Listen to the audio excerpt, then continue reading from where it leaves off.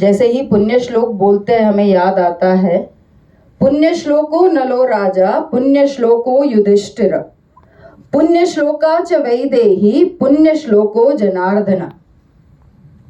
माधव को, जनार्दन को पुण्य श्लोक कहा गया, माता सीता को पुण्य श्लोक कहा गया। ऐसे में अहिल्या देवी होलकर का कार्य कुछ ऐसा रहा कि चारों शंकराचार्यों ने मिलके उनको उपाधि दी पुण्य श्लोक की।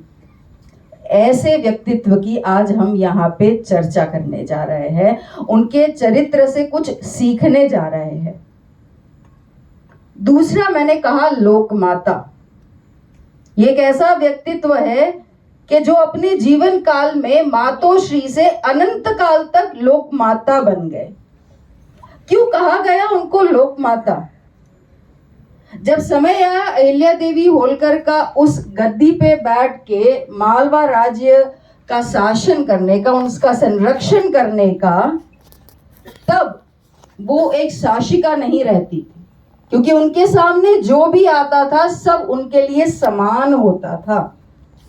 इसलिए उनको कहा गया लोक माता। जैसे माता होती है उसके लिए सभी बालक सहज रूप से एक समान होते हैं, चाहे फिर उनके पतिदेव ही क्यों ना सामने हो। क्योंकि वो उस गद्दी पे है, वो अहिल्या देवी होलकर नहीं है बल्कि उस राज्य की संरक्षिका है, इसीलिए उनको कहा गया लोक माता। ऐसे चरित्र को आज इन 2 दिवसों में हम समझने जा रहे हैं।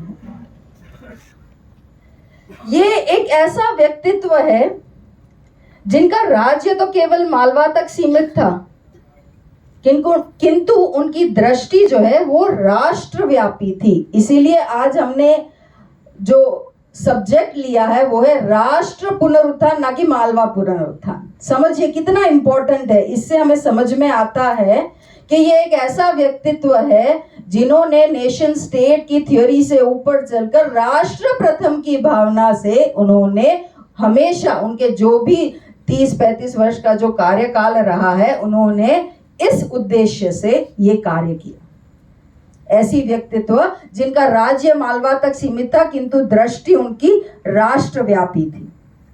वो राष्ट्र भक्ति की प्रतिमा थी। आध्यात्मिकता से ओत प्रोत, शिवकामिनी, शिव साधिका। क्यों हमेशा जब भी हम अहिल्या देवी होलकर का चित्र देखते हैं, मूर्ति देखते हैं, आंख बंद करते हैं, एक ऐसे स्त्री का चित्र हमारे सामने आता है जिनके हाथों में शिवलिंग है, शिव साधिका, शिवकामिनी। क्योंकि जब उनको शासन सौंपा गया मालवा का, तो खासगी यानी जो महिलाएं अपने निजी जीवन के लिए धन का उपयोग करती है उसे कहते हैं खासगी। तो ये यहाँ पे बैठे हैं चिन्मयी जी, जिन्होंने बहुत अच्छी पुस्तक लिखी है अहिल्या देवी होलकर पे, और साथ ही में बहुत सारे हिस्टोरियंस हैं जिन्होंने ये चीज का ध्यान दिया है कि जब एक फिगर दिया है that can be always discuss, और यहाँ पे शोधार्थी भी है कि लगभग 16 करोड़ जितनी धनराशि उनको खासगी में दी गई। तो क्या किया अहिल्या देवी होलकर ने? अहिल्या देवी होलकर ने उस धनराशि पे, जो भी प्रॉपर्टी है उस पे तुलसी पत्र रखा, पूजा करवाई और ये कहा ये जो भी है वो मेरे महादेव का दिया हुआ है और मेरे जन कल्याण के लिए दिया हुआ है, मालवा की जो प्रजा है उसके कल्याण के लिए दिया हुआ है, मेरा इसमें कुछ नहीं है, मैं केवल इसकी संरक्षिका हूं। और इस वजह से वो सदैव जब भी अपना पत्र लिखते थे, नीचे लिखते थे महादेव की आज्ञा से, शिवकामिनी, शिव साधिका। वो जैसे अभी आगे सर ने भी बताया कि वो कुशल प्रशासिका रही, राजनीतिक चातुर्य उनमें था और कूटनीतिक कुशलता भी थी।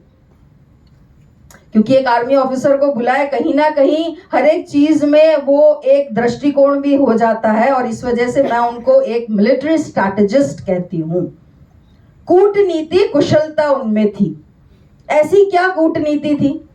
तो जब हम बात करते हैं युद्ध नीति की, युद्ध कुशलता की, तो ध्यान में ऑफ कोर्स आता है कि युद्ध लड़ा जा रहा है, तलवारें निकल रही है और जाबाज सिपाही लड़ रहे हैं, हम युद्ध में जीत रहे हैं। लेकिन ऐसी कैसी विवेक सूझबूझ अहिल्या देवी होलकर में थी कि उनको कूटनीतिक कुशलता उनका बताया गया, उनके बारे में विवेक बताया गया। तो हुआ कुछ ऐसा, सोचा बीच में एक दो एग्जांपल्स दे दूं so that you can relate in a better manner. तो हुआ कुछ ऐसे कि अनफॉर्चुनेटली बहुत ही अल्प आयु में अहिल्या देवी होलकर को उनके जो प्रियजन थे, स्वजन थे, उनका मृत्यु देखना पड़ा।